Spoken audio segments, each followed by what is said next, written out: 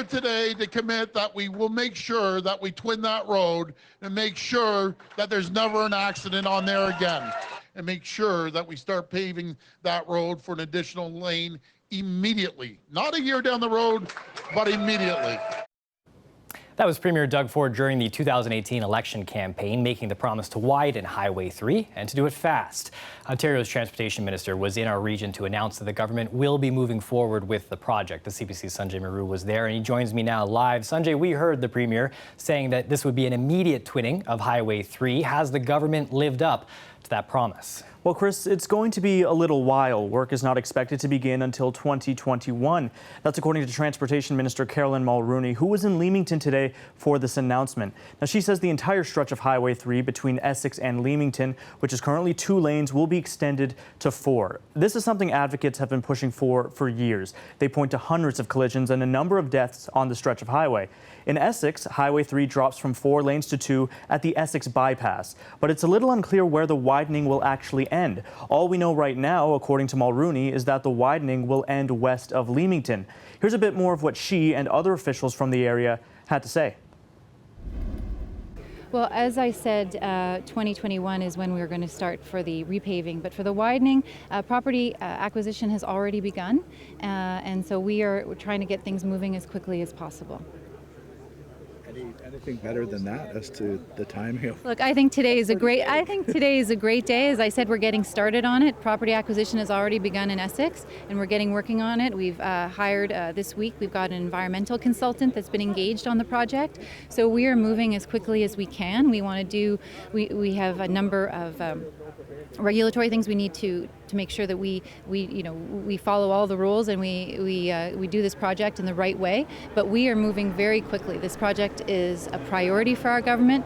MPP Nichols and Premier Ford have been very clear that we want to widen this highway, and so that's why I'm here today to announce this, and I'm very pleased to be able to do so. Well, certainly very positive reaction. Having a commitment to bringing the project for expanding Highway 3 back onto the radar, back onto the books for future budgets is something that we've been trying to lobby to bring back for quite some time since the project stalled about 5 years ago. So long overdue, but we're very pleased the promises were made and kept. That was our issue at the beginning because we hadn't heard, but now we're very pleased.